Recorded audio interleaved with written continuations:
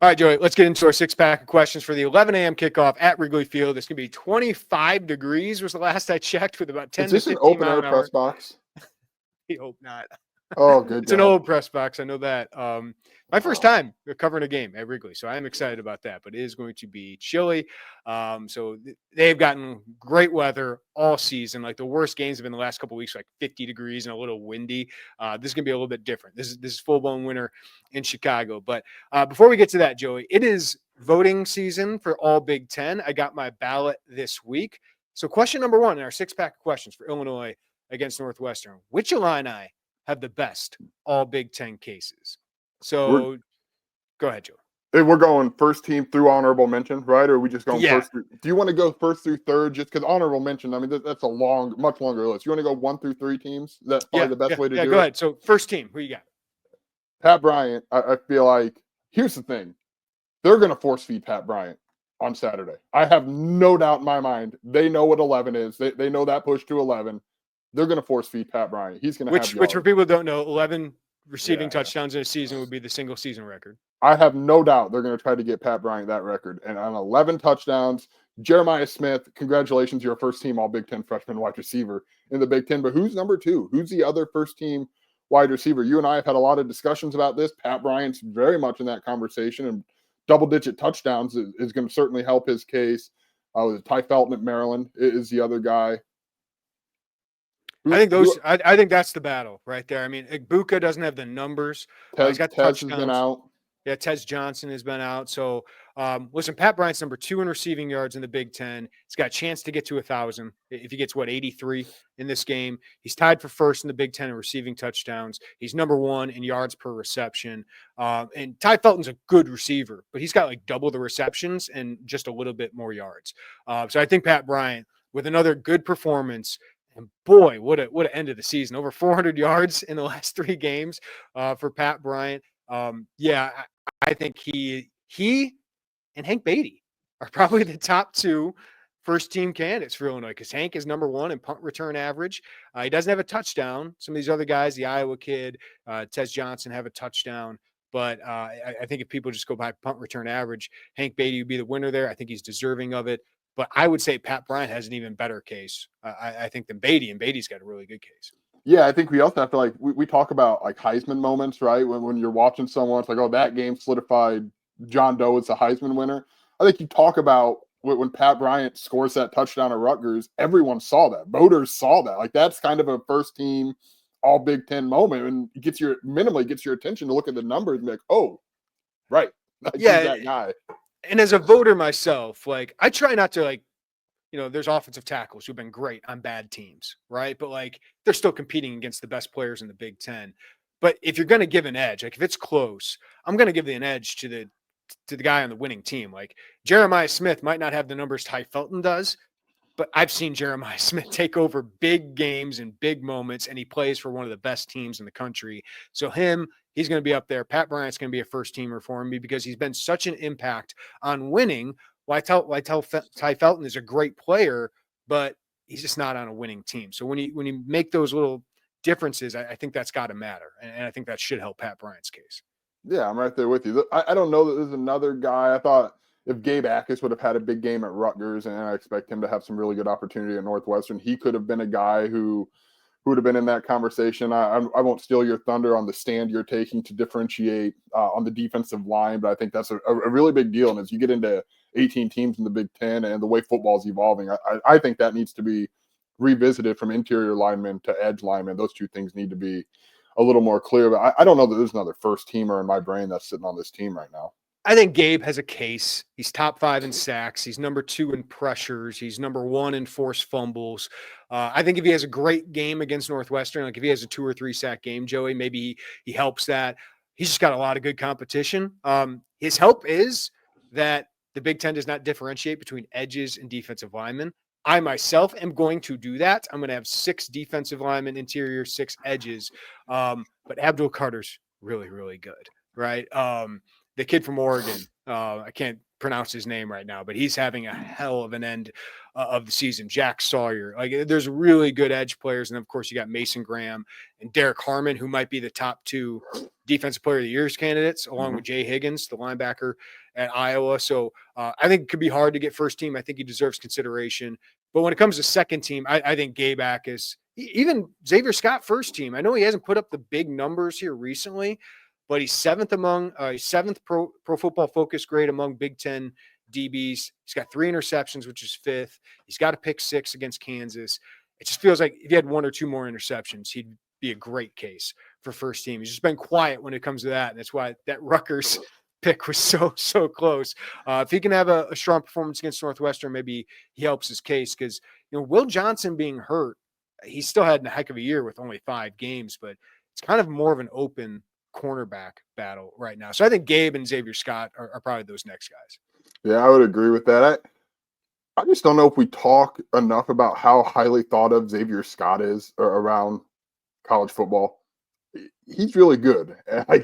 He gives up that position, gives up when you look at targets and receptions, like that's going to be somewhere in that 55-60% of allowed receptions, but that's what that position is. Quan Martin had, I think I looked it up last week, I think it was like a 5% difference between Quan Martin and his senior season, which, by the way, he was a 2nd-round draft pick, and Xavier Scott now. So I guess I don't know if we're all collectively thinking of Xavier Scott in the way that college football is thinking of Xavier Scott, with the Thorpe Award coming and just how highly he's thought of. So, like, if you hear this thing like, oh, Xavier Scott, really a second teamer?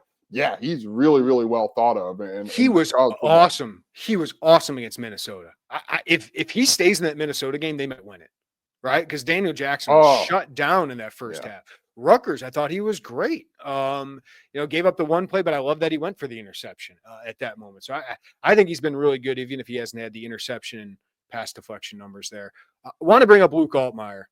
I think it's going to be really hard for him to get on a top 3 team because of Dylan Gabriel, Curtis Rourke, and most people are going to go towards Will Howard or Drew Aller, right? And I can't knock them for that, but I do think Altmaier is deserving of consideration. I hope he gets at least honorable mention, because as good as Pat Bryant and Gabe Akis and Xavier Scott have been, this is the MVP of Illinois, right? Like, he has been the MVP of this team with his clutch play. He's number 6 in the Big Ten in passing efficiency, number 4 in passing touchdowns. And people might be shocked about this. I'm gonna look this up again just to make sure. I'm pretty sure he leads Big Ten quarterbacks in rushing yards. Mm-hmm. Like, even taking out all the sacks, and he's, I think, the most sacked quarterback in the Big Ten.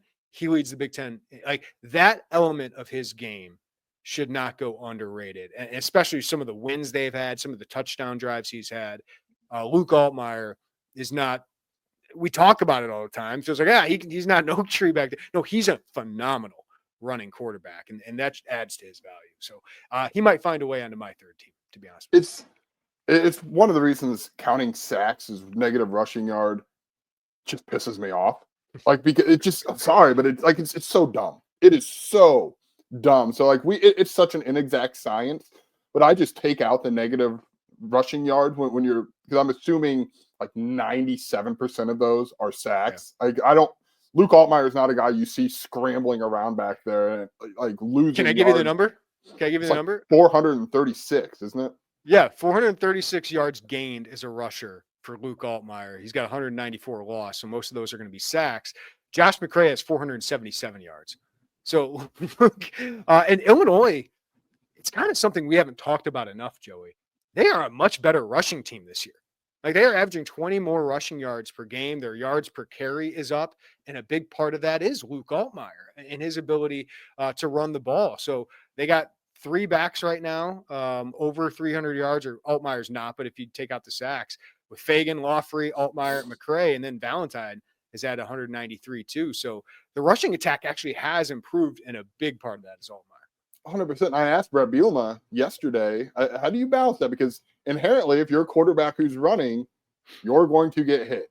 Like, it's just, and Luke Altmaier, for as good as he is, probably practice your slides coming back for next season, because he takes some hits that you really kind of get squeamish about, but he stays in there. He's tougher than nails, but he's a really good runner. And Illinois, I thought really at that Rutgers game, what unlocked that offense in the second half what was Luke Altmaier, that drive where he had like 57 rushing yards capped off by that 30-yard touchdown on a 90-yard drive.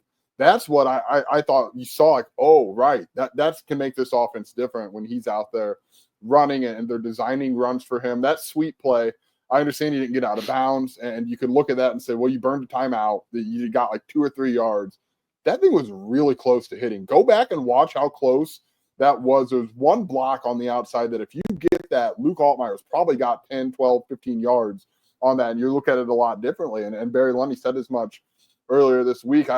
You're right. That is a really overlooked aspect of his game. And if sacks didn't count against it, we should have to be honest. Like, if you're a voter from, I don't know, Oregon, Washington, USC, UCLA, Penn State, you're looking at stats where maybe you don't see a lot of Illinois. And I'm not trying to knock any voters because, let's be honest, I don't know how much UCLA you and I get a chance to watch, right? It's just a fact of when you're in this job and you're so focused and dialed in and you're at the stadium for 8 hours on a Saturday, you don't look around. So you've got to look at stats. If the sack numbers just look worse than what you see when you pass the eye test. He passes the eye test as a runner, and he's been so good on the ground. All right, I think that's probably the guys who have the best case for first, second, or third team, unless I'm missing somebody, Joey. But to wrap this up so we can move on to the next question, who's a guy you would really argue to make it on a third team or definitely should get honorable mention on this team? I mean, you have to put Zachary Franklin in that conversation because he's so good in the intermediate routes. He's got, I think Pat Bryant finally passed him for receptions, so he's second on the team in receptions. He doesn't have the touchdown. The yardage isn't there. But, man, he has got – I need to go back and look at that when we get to Wrigley on Saturday. Just see the percentage of his catches that are first downs. It's got to be incredibly high, and that unlocks a lot of Pat Bryant. Yep. Yeah, it's almost like his value to Pat Bryant is just as important, right? His value to Luke Altmaier is as important as some of his stats, which are good. They've probably been actually a little lesser than I thought just because he hasn't had those explosives. But most of those have gone to Pat Bryant because Pat Bryant gets more one-on-one coverage because of Zachary. There's two more guys I want to bring up. T-Rod Edwards is a guy who is playing just freaking good ball right now. And don't take for granted the pressures he's getting at nose tackle. Like his ability to get back and wrap those. I think you said he's 8th, right? And yeah, let me give you the numbers. Yeah, go ahead. He's number 9 PFF grade among Big Ten interior defensive linemen, number 8 in pressures among interior defensive linemen. By the way, number 5, Dennis Briggs Jr. I feel like he's been really good. Like we talk about this transfer class, and I know there's a miss maybe with Terrence Brooks. I know Cole Rusk is hurt this year. Kevin Wigginton didn't make an impact, but Torrey Cox has been a hit. Zachary Franklin, huge hit. J.C. Davis, who I could throw into this conversation along with Josh Kreutz, of maybe they should get an honorable mention. But Dennis Briggs has been really good too. But T-Rod taking a huge step forward like that. That first string defensive front is really good. It's just the second string just isn't quite there quite yet. But T-Rod and Dennis Briggs have been part of that. Do you have it pulled up how many pressures, the number of pressures T-Rod has this year? I don't, but it's in the 20s, which is really good for a nose tackle. I'm going to go back and look and see what and we've talked very highly about what Calvin Avery and what Denzel Daxon were able to do. But I feel like T-Rod Edwards is getting more pressures, like straight up pressures from that position. Those guys, let's see, Denzel Daxon had 7 pressures last year. Denzel Daxon was good. I mean, like that's just the difference we're talking about at that position. Calvin Avery had 15 in 2022. T-Rod Edwards in the 20. Like that is not a position designed for pressures. That is designed for Johnny Newton to get pressures, for Keith Randolph, for Dennis Briggs Jr. That's what, T-Rod's playing really good ball, and I'm glad you mentioned Josh Kreutz. The offensive line we talked a ton about, and the inconsistencies, especially at the interior. He's really found it late in the season. I think Josh is playing pretty good football right now at that center position, which is such an important position, the way that he directs traffic up there and sets the alignment. I think you can make a case for him to be honorable mention. But T-Rod Edwards, man, wow, what a senior season, and just adds that nose tackle development that Terrence Jameson's got at Illinois. The other guys I think maybe be a year away, and Josh Kreutz might be in that conversation too. I think it's going to be hard for J.C. Davis because it's a really good tackle class in the Big Ten. But David Olano, 5th in field goals made, 6th in field goal percentage. Matthew Bailey, though, he's 12th in the Big Ten in tackles, 4th in forced fumbles. I'm just saying, if the back half of this year is a sign of what's to come from Matthew Bailey, that could be a guy that we take high in our all Big Ten draft next year, which I think Joey's got a good chance because he drafted Pat Bryant, but Piper's got a chance because he's got some good depth and guys that could get some honorable mention, by the way. I took two guys who got hurt. So I took Terrence Brooks, who didn't play, and Seth Coleman, who later got hurt. Pat Bryant saving me on this. Give me a chance to win here. All right, let's move on to question 2. What does Seth Coleman's injury mean for Illinois, Joey? I'm not home, so I don't have the sign, but you can imagine a Joe Barna sign right now. Someone's got to step up, right? Alec Bryant, Joe Barna. Is this I am still not sold that this, like Brett Bielema said Daniel Brown's name 100 times in the last 2 weeks. Kind of need to see him out there, but that would open the door for Daniel Brown to get out there, for JoJo Hayden. Someone's got to step up and be that pressure generating outside linebacker outside of Gabe Akis and opposite of Gabe Akis. And those are the candidates to do it, I think, against Northwestern.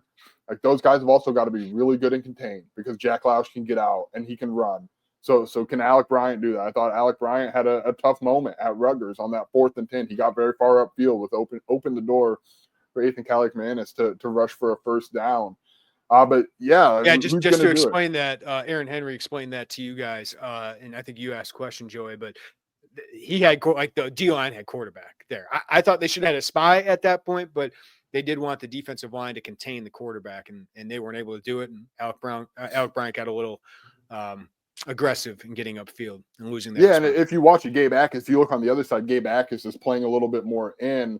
And here's the thing, it's kind of funny the way Aaron Henry explained it. I said, did you consider a spy? And he said, well, if you have a spy, you're rushing 3. And that to me was like, damn, he got us. He got us. Like, all we do is complain when he rushes 3. You put a spy, you're probably rushing 3. Obviously, that's not a hard and fast rule, but like, all right, like, checkmate, Aaron Henry. Like, I understand your point, but who's it going to be? I think JoJo Hayden has had really good reps these last few weeks. I expect Alec Bryant to start in place of Seth Coleman, but I'm very fascinated by what that rotation looks like and how Brett Bielema tries to get. So Brett Bielema and Aaron Henry try to mix and match faces there. It feels like a great opportunity for Alec Bryant too, right? Like a guy who's never been really a starter because he's been behind Akis and Coleman this entire time. A guy who went through senior day but has 1 year of eligibility. So whether it's for Illinois next year or for another team, like, great opportunity for him to put together some film. But we'll get into it a little bit later. But there is a challenge in Jack Lausch with his athleticism. So they need these guys to be reliable. I have liked what I've seen out of JoJo Hayden getting after the quarterback. He can be tough for bigger guys, but obviously he can be taken advantage of in the run game, right? So I do think Bryant, and it'd be great to see Barna back healthy after missing the last 3 games, just to see Joey what he can be, because as of right now, with Coleman gone, what is Bryant doing after this season? Joe Barna's penciling as a starter, and depending on what Gabe Akis is going to do, see their best outside linebacker coming into next year. So I think it's going to be important to see what Joe Barna can do if he's fully healthy for this one. And just a note, sounds like Zachary Franklin is good to go, right, Joey? Yeah, as far as I know, as far as Brett Bielema said, the only player that is not going to play, as far as Brett Bielema said on Wednesday, is obviously Seth Coleman. He said Zachary Franklin had been limited, but sounds like Zachary Franklin hits that veteran limiting throughout the course of the week. I mean, guy's been in college football since 2010, so I think he kind of understands the reps and all of that. But it sounds like he's good. Who else was questionable? Joe Barna has been back practicing. Daniel Brown has been back practicing. So all things considered, it's so interesting watching the injury, kind of the roller coaster of injury. They leave Oregon. It's like, oh my God, who's going to play in the secondary? And that resolves itself quickly. Pat Bryant gets rolled up on. That resolves itself quickly. You're going into this final game probably as healthy as in my 8 years covering Illinois as they've been in this Northwestern game, because this is usually the congratulations, Mr. Redshirt freshman, on your first career start against Northwestern. Yeah, and kudos, like, obviously you've lost some good talent. Caden Fagan, Seth 100%. Coleman. Seth Coleman, we don't know the extent of it, but I mean, he shoulder, collarbone, something like that. We'll see if he plays again for Illinois. But yeah, Dylan Rosiak, like, they've lost some key players, but it's been 3. It's not 6 or 7 at this point, and you don't have a guy out with like a huge ankle sprain or anything like that. So pretty healthy considering everything right now. You guys have heard me talk up HomeField apparel for a while now, but Now is the time to get to HomeFieldApparel.com because they have their most ambitious sale to date, their Black Friday sale. 30% off site-wide on everything at HomeField Apparel, which is the premium collegiate apparel brand, and they're based right out of Indianapolis. Go to HomeFieldApparel.com, look up their Illinois gear, guys. They got Script Illini gear, Flying Illini gear. Their bomber jacket is phenomenal. They just have everything vintage. Everything looks great. All these great logos from Illinois' past, even some hockey gear on there as well. And now is the time to go there because their Black Friday sale is great. 30% off a whole site at homefieldapparel.com.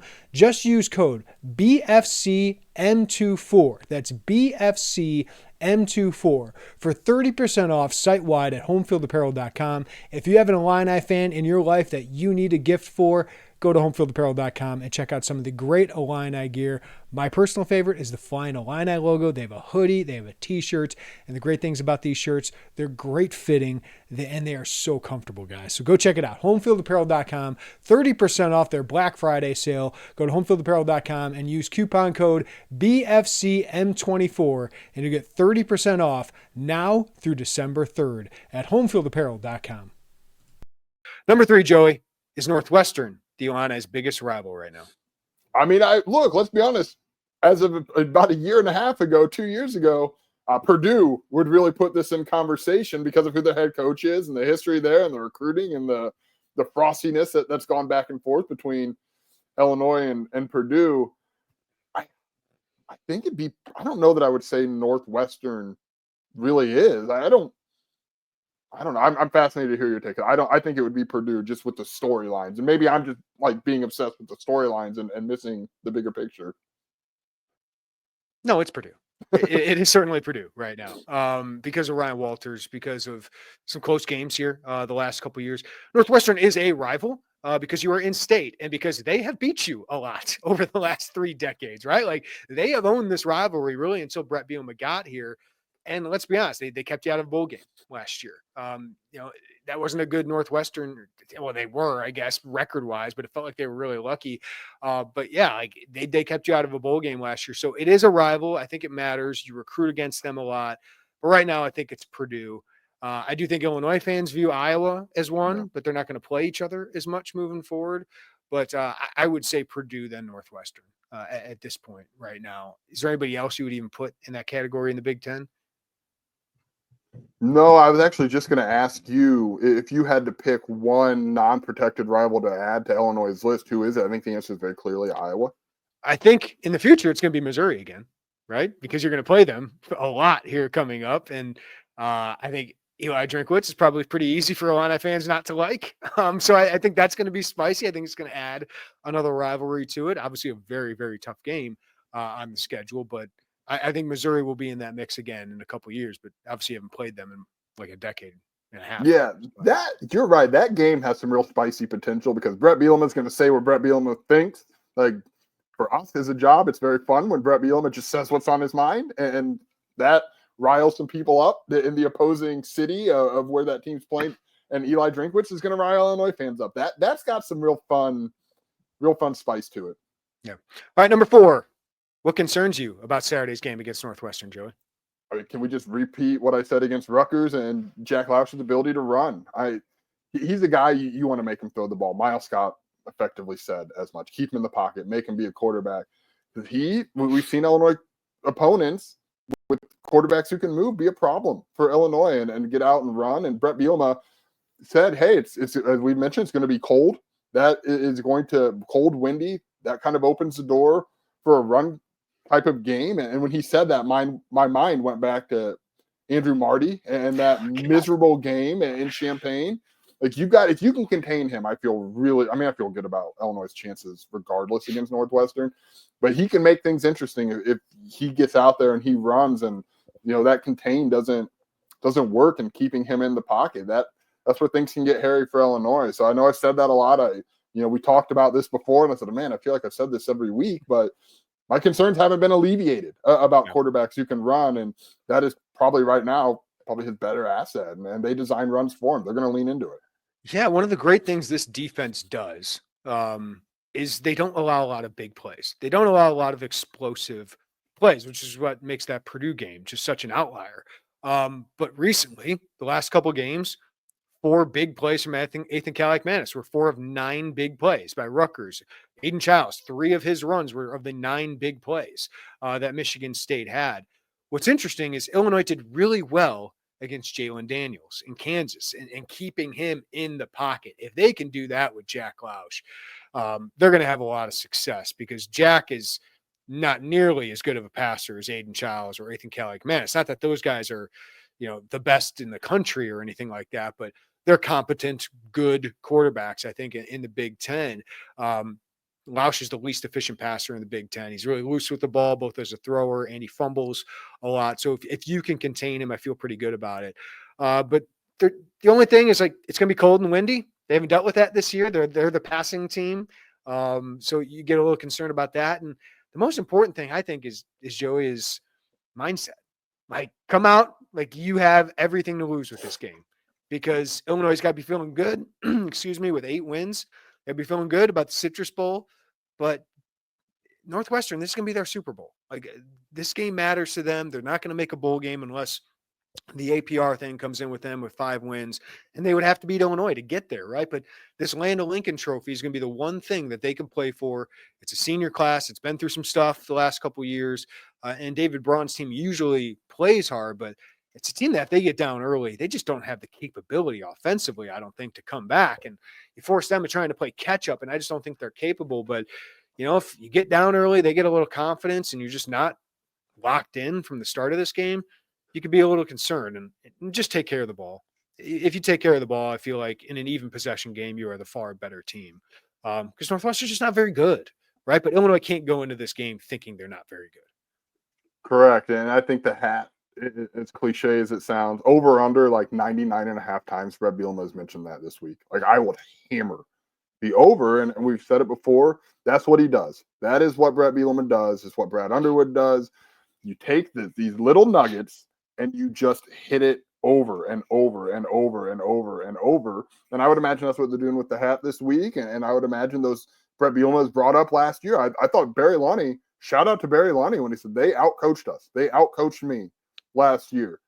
Shout out to Barry Lonnie. He scored 43 points. Anyway. Yeah, well, probably offense wasn't the problem in that one, Barry. Casey Washington, pretty damn good game. That's 100% right. But that had to have been brought up, right? You would be in 3 state bowl games if not for what happened a year ago. So all those things have been hit. That's why I really don't worry with Brett Bielema's teams about being locked in, being dialed in. What games is this probably one that I'm missing where you walked away from that they were not dialed in to that game? I mean, Oregon obviously would be the one, but I just thought that's just because I think that was more talent, right? That was more talent than being locked in. I think Luke tried to force a couple things. That interception, he just tried to force a thing when they got down early, and I just don't think they handled that well. But yeah, I think that was just more talent than anything. Yeah, I don't remember a game where you left there. Probably that 22, the end of 20. You could say Michigan State, Purdue in 2022, where you would walk away back. What was going on? That just didn't seem like they were what we had seen. But I don't worry about that with Brett Bielema's teams. Those are the outlier games. He's really good at that and taking these things and just making it impossible for you to forget. It's why we hear the same freaking tough, smart, dependable. 1-0 every week. We hear it every week, and that's not for cameras. That's just how Brett Bielema wakes up and thinks. He probably wakes up and says "hat" every morning on Northwestern week. Number 6, Joey. Playing football games at baseball stadiums, yay or nay? Can I answer this on Saturday? Because I don't know. I'm really eager to see what it is going to be. I think at least we're going both ways this time and not going just one way like they did in 2010, even though it worked for Illinois. For us, someone told me the press box is very far away from the field. So that's going to stink. That would probably be me closer to nay. But honestly, yay. Be different.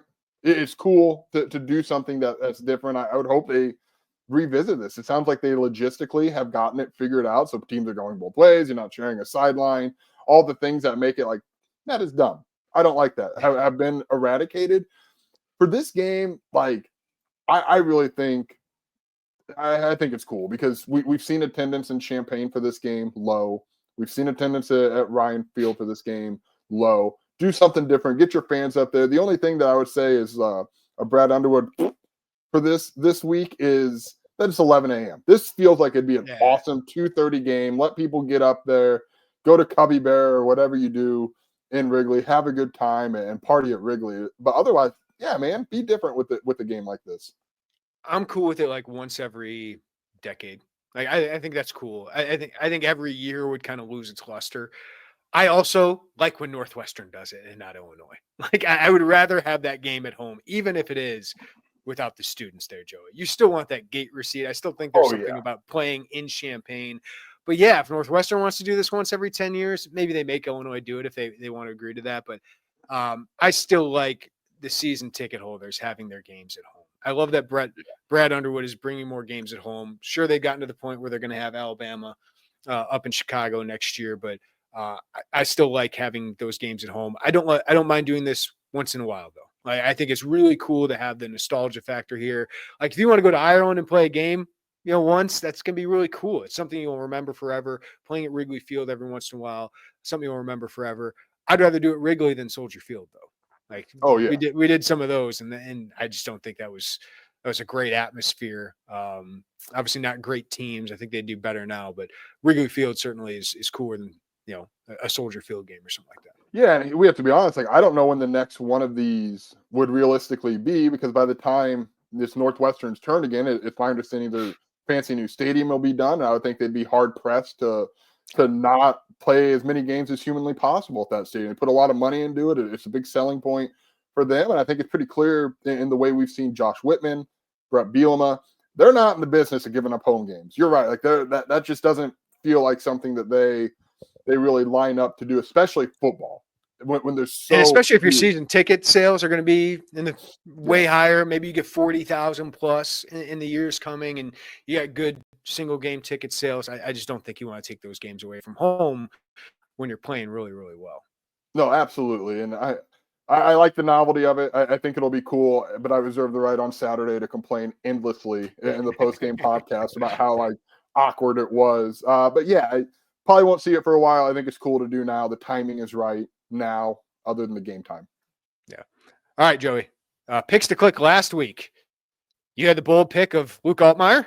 I'll give you the check mark for that one. Thank you. I had Josh McCray, did score a touchdown.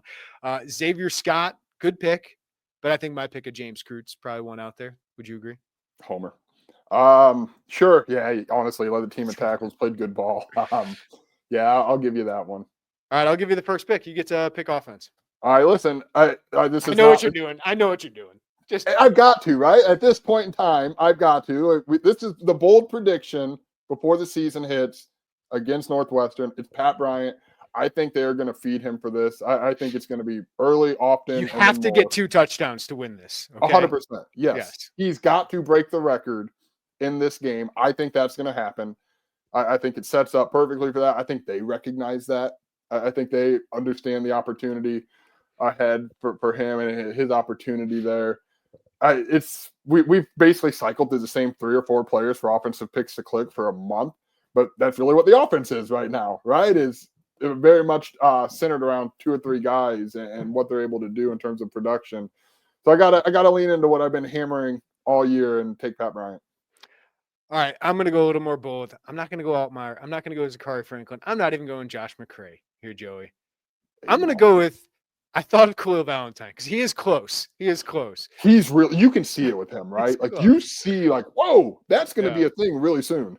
Yeah, so maybe that's my bold prediction. But I'm going to go Aiden Lawfrey. I feel he's due a big game. I think he's run the ball really well lately.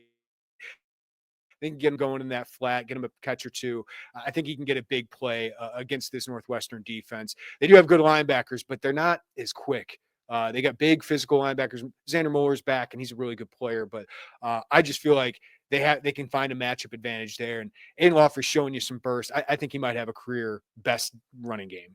So I'm just going to go with Aiden Lawfrey. I feel like the matchup's set up well, and I think he's playing pretty good ball. I'll let you pick defense first, too, Joe. Can I take James Krutz now?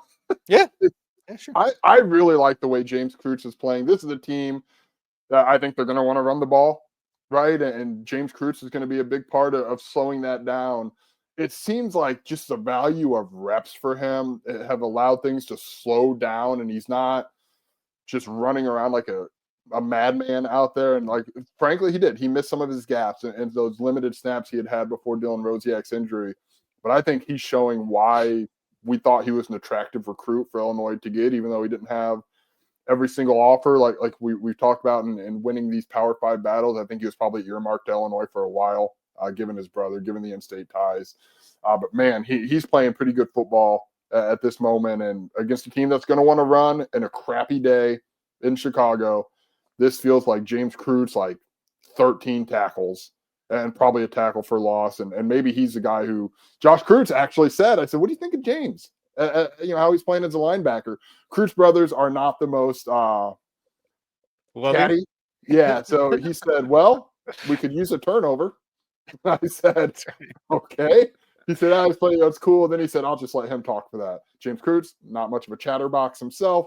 But I thought that was funny. And you talk about Jack Lausch, a guy who has had some fumble issues. This feels like a James Crude's go knock one out of his hands and flip a game. So I'll take him. Can I go with a first timer on the picks to click? I would love it if you pick Ryan Mead right now. love you, Ryan, but no. Jaheim Clark is going to be my pick here. Bryce Kurtz is the best playmaker by far against Northwestern. 6 foot 195. He's got 37 receptions, 573 yards. But the last few games, last 5 games, 25 receptions, 433 yards, 390-plus yard performances, Ohio State, Maryland, and Indiana. So he's done it against some good teams. I think that those corners are going to be important. Whether it's Torrey Cox or him, I think would be the matchup on Bryce Kurtz. I think those guys would match him well. And I thought Jaheim really played pretty well. It was one hell of a catch by Ian Strong in the end zone, but I think he had 3 pass breakups in that game. And you can just see he's coming on, and he's going to be a big part of that corner group next year. So I'm going to go with Jaheim Clark to maybe make a big play or help really, keep Bryce Kurtz under control, because he's the one guy who kind of scares me on that offense right now. Yeah, I love that pick. The first, they targeted him on that Ian Strong touchdown. They targeted Jaheim Clark twice on fades. And the first one was like when you're playing basketball against like your nephew or a kid or something, and you just swat him because you're much taller. That's what he did on the first pass. I thought he actually got his hand on the second one. That was just a really, really, really good catch. But I thought it was better coverage on the second one than the first one, to be honest with you. You see a lot of what you thought you'd see from him as a recruit. That is starting to happen, and it's happening really quickly. Yeah. This isn't a guy who played a ton of snaps early, but he's come on late, and he's been a really, really invaluable piece of that corner grouping there. And he's going to be – that is probably going to be my most fun competition to watch next training camp is cornerback, just with the way he's come on and what you've seen out of Caleb Patterson and Torrey Cox. All right, Joey, let's do our bold prediction. I'll go first here. We both went extra bold last week. I said 2 takeaways and a touchdown. They did get 1 takeaway with Matthew Bailey. You said 2 tight end touchdowns, so we didn't get 1. So both went a little too bold there. But I'm going to stick with the defense. I'm going to go with the defensive touchdown. It seems they always happen against Northwestern, doesn't it? And Jack Lausch fumbles a lot. He throws picks. Just feels like on a cold day, that ball could come loose a little bit, whether it's the ball slips in the hand because it's cold and icy out, or just don't get a lot of air under a ball. So I'm going to go with the defensive touchdown. Illinois only has 1 this year, but they seem to come against Northwestern all the time. So I'll go with the defensive touchdown for Illinois. I will also stay on defense because I'm not just going to continue to just scream about Pat Bryant scoring touchdowns. I'm going to go 4 takeaways. Wow. Let's do it. 3 doesn't feel bold enough. I mean, 3 is pretty bold for a team that has I'm just getting 6 and 8 Big Ten games.